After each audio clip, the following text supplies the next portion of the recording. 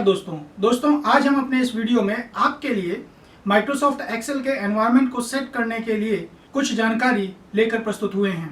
आइए मित्रों, चलते हैं अपने कंप्यूटर की ओर और देखें कि किस तरीके से हम माइक्रोसॉफ्ट एनवायरनमेंट को सेट कर सकते हैं और उसे अपनी सुविधा के अनुसार ढाल सकते हैं। दोस्तों, माइक्रोसॉफ्ट एक्सेल के एनवायरनमेंट को सेट करने के लिए हम सबसे पहले ऑफिस कंट्रोल बटन पर प्रेस करेंगे और इस पर प्रेस करने के बाद हमारे सामने ऑप्शंस आ जाएंगे, एक्सेल ऑप्शंस। इन एक्सेल ऑप्शंस पर हमें क्लिक करना है। इस पर क्लिक करते ही हमारे सामने ये डायलॉग बॉक्स ओपन हो जाएगा। इस डायलॉग बॉक्स में आपको बहुत सारी सेटिंग्स मिलेंगी जो कि आपके एक्सेल एनवायरनमेंट को सेट करने के लिए दी गई हैं। मित्रों, इसमें सबसे पहले हम बात कर रहे हैं पॉपुलर की। पॉपुलर में यदि आप मिनी टूल बार्स को शो करना चाहते हैं ऑन सिलेक्शन, जब आप सेलेक्ट करते हैं उस समय पर मिनी टूल बार आपकी अपीयर हो, तो उसके लिए आपको इस बटन को चेक करना होगा, अन्यथा ये अनचेक रहेगी। आप इसको चेक कर दें। आप लाइव प्रीव्यू को एनेबल करना चाहते हैं तो उसके लिए भी आप टिक करें। शो डेवलपर टैब इन दी रिबन में डेवलपर टैब डिस्प्ले हो, उसके लिए आप इसको चेक या अनचेक करेंगे। इसके अलावा आपके इस टैब में आप देख रहे हैं कि आपकी जो कलर स्क्रीन है एक्सेल एनवायरनमेंट की वो ब्लू है। अगर आप इसे चेंज करना चाहते हैं तो आपको 3 कलर मिलते हैं, ब्लू, सिल्वर और ब्लैक। ध्यान रखिएगा, ब्लू, सिल्वर एंड ब्लैक, इन 3 में से जो भी कलर आप सिलेक्ट करेंगे उसी कलर का आपका एक्सेल का एनवायरनमेंट हो जाएगा। हमने ब्लैक ले लिया है। मित्रों, स्क्रीन टिप्स यदि आप शो करना चाहते हैं तो किस तरह से शो करना चाहते हैं और नहीं करना चाहते हैं तो आप यहां से उसको डिसेबल कर सकते हैं। यहां 3 फीचर्स आपको मिलती हैं, show features, show feature descriptions and screen tips, don't show feature descriptions and screen tips and don't show screen tips. अगर आप स्क्रीन टिप्स डिस्प्ले नहीं कराना चाहते हैं तो उसके लिए आप जो है डोंट शो स्क्रीन टिप्स करके इसको बंद कर सकते हैं। फिलहाल हम इसमें कोई छेड़खानी नहीं करेंगे। Create list for use in sorts and fill sequences. मित्रों, एक्सेल में एक फिल सीक्वेंस फैसिलिटी दी गई है जिसमें कि वीकडेज और आपके मंथ नेम्स यदि आप टाइप करके उसको हैंडल के थ्रू ड्रैग करते हैं तो आपके ऑटोमेटिकली वीकडेज या मंथ्स अपीयर हो जाते हैं, फिलअप हो जाते हैं सेल्स में। इस तरीके की लिस्ट यदि आप क्रिएट करना चाहते हैं या उसको कस्टम करना चाहते हैं तो उसके लिए आपको आपके पास यहाँ पर ये ऑप्शन दिया गया है। इस पर मित्रों क्लिक करते ही आपके सामने उन्हें एक डायलॉग बॉक्स अपीयर हो जाता है। यह है कस्टम लिस्ट। यहाँ पर आप देख रहे हैं आपको लिखा हुआ मिल रहा है Sunday, Monday, Tuesday, Wednesday, Thursday, Friday, जनवरी, फरवरी, मार्च। शॉर्ट फॉर्म और फुल फॉर्म दोनों उसमें ये दोनों चीजें दी गई हैं। यदि आप इसमें एक नई लिस्ट क्रिएट करना चाहते हैं तो आप न्यू लिस्ट पर क्लिक करें और यहाँ पर अपनी एंट्रीज ऐड करें। आप अपने फ्रेंड्स के नेम लिख सकते हैं या जो भी लिस्ट आप क्रिएट करना चाहते हैं, जिस तरीके से ये लिस्ट अपीयर हो रही है उसी तरीके से आप उसको ऐड कर सकते हैं। इसके अलावा मित्रों, यदि कहीं कोई डेटा आपका पहले से टाइप्ड है और आप उसको जो है यहाँ पर इंपोर्ट करना चाहते हैं तो उसके लिए आप यहाँ पर सिलेक्शन करके उस डेटा को आप यहाँ पर इंपोर्ट कर सकते हैं। इसके बाद मित्रों इसको हमने ओके करना है और ओके करते ही हम पुनः अपने उसी डायलॉग बॉक्स पर लौट जाएंगे।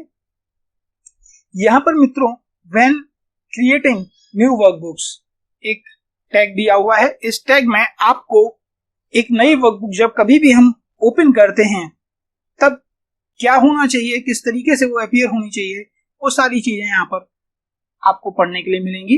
जैसे बाय डिफॉल्ट हमारे इसमें जो फॉन्ट होता है वो बॉडी फॉन्ट होता है। यदि आप इस बॉडी फॉन्ट को चेंज करना चाहते हैं तो आप यहाँ से इसको चेंज कर सकते हैं। जो भी फॉन्ट आपको रखना है आप वो फॉन्ट ले लीजिए और आगे बढ़ जाइए। उससे हमारा फॉन्ट वही आएगा जो डिफॉल्ट फॉन्ट हो जाएगा और वही फॉन्ट अपीयर होगा, फॉन्ट यूज होगा जो हमने यहाँ सेट कर रखा होगा।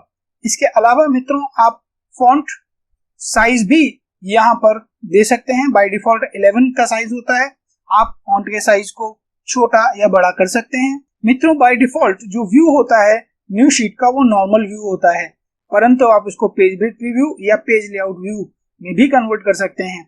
मित्रों, यहाँ पर बाय डिफॉल्ट आप देख रहे हैं sheet 1, sheet 2, sheet 3, 3 sheets available है एक वर्कबुक में।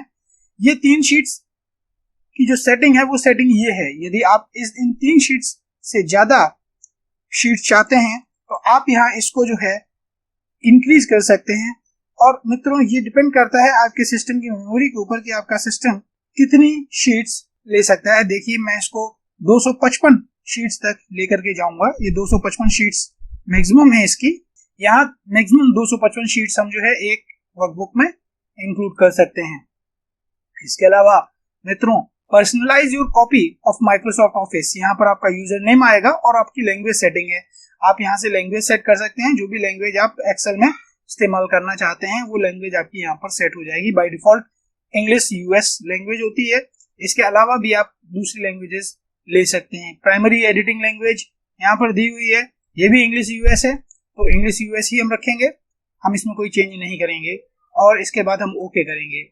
मित्रों, ये थी सारी की सारी पॉपुलर सेटिंग्स जो कि एक्सेल से रिलेटेड है। मित्रों, इसके अलावा अब हम चलते हैं दूसरे ऑप्शन पर जो है फॉर्मूलाज का ऑप्शन। इस फॉर्मूलाज के ऑप्शन में कैलकुलेशन ऑप्शंस आप देखिए।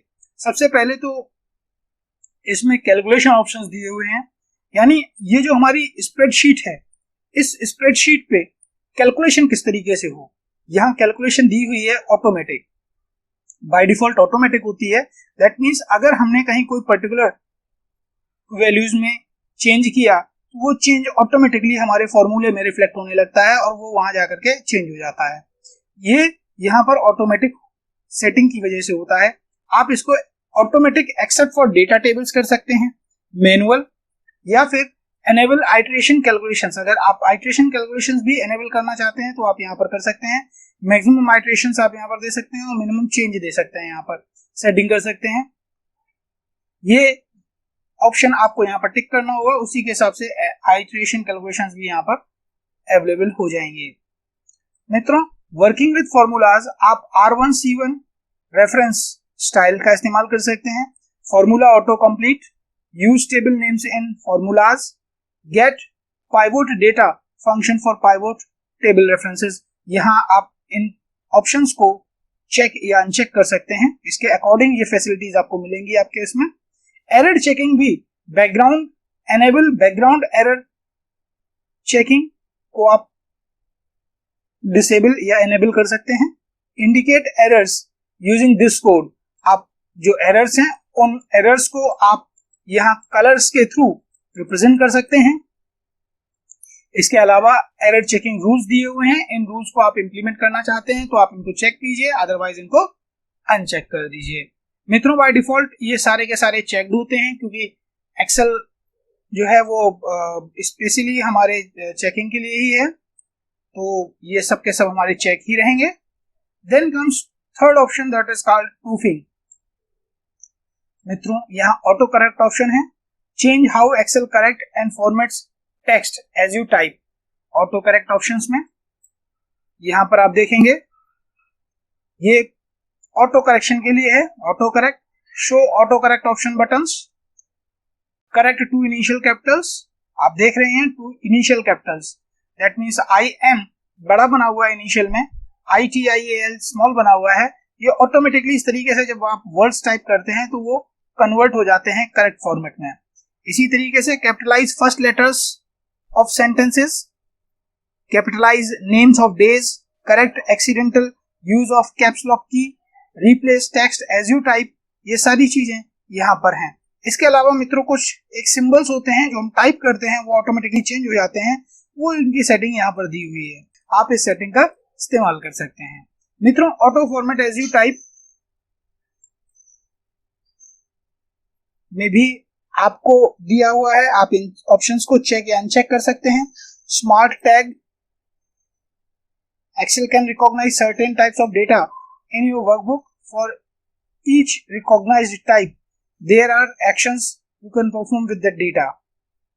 Label data, date, smart tag list, financial symbols, personal names, ये सारी चीजें आप यहाँ पर सेट कर सकते हैं और इनको एनेबल या डिसेबल यहाँ से किया जा सकता है। इसके बाद आप ओके करेंगे। ओके करने के बाद आप दोबारा से लौट आएंगे। यहाँ पर देखिए जो चीजें अभी हमने वहां देखी थी वही चीजें यहाँ पर भी हैं। आप इनको जो है चेक या अनचेक कर सकते हैं। आप अपनी डिक्शनरी को कस्टमाइज कर सकते हैं। लैंग्वेज, डिक्शनरी लैंग्वेज भी आप चेंज कर सकते हैं। इसके अलावा मित्रों चौथा ऑप्शन है सेव। सेव में यहाँ पर बाय डिफॉल्ट आपकी एक्सेल की जो वर्कबुक है वो किस फॉर्मेट में सेव होती है उसके लिए एक्सेल वर्कबुक दिया हुआ है। आप इसको डिफॉल्ट में यहाँ सेट कर सकते हैं, एक्सेल 19/7/2003 वर्कबुक, या जो भी फॉर्मेट आप लेना चाहते हैं वो फॉर्मेट आप ले सकते हैं। उसी फॉर्मेट में आपका डेटा सेव होगा। मित्रों यहाँ पर save auto recover information every 10 minutes, auto recover की जो फैसिलिटी एक्सेल आपको देता है वो 10 मिनट तक की देता है। दैट मीन्स कि अगर 10 मिनट्स तक का कोई आपने काम किया हुआ है और फ्लक्चुएट हो जाती है, आपकी एक्सेल बंद हो जाती है, तो उसको ऑटो रिकवर कर ले। उसके लिए सेटिंग यहाँ पर है। ऑटो रिकवर फाइल लोकेशन दी हुई है, वो फाइल लोकेशन एक्सेल की डिफॉल्ट रहती है। आप उसको भी चेंज करना चाहें तो चेंज कर सकते हैं। डिफॉल्ट फाइल लोकेशन भी आपको मिलेगी जो कि यहाँ पर डॉक्यूमेंट्स के अंदर होती है। मित्रों auto recover exception files by default book 1 है। आप इसको भी एनेबल या डिसेबल कर सकते हैं। Offline editing options for document managed server files, ये सर्वर से रिलेटेड है।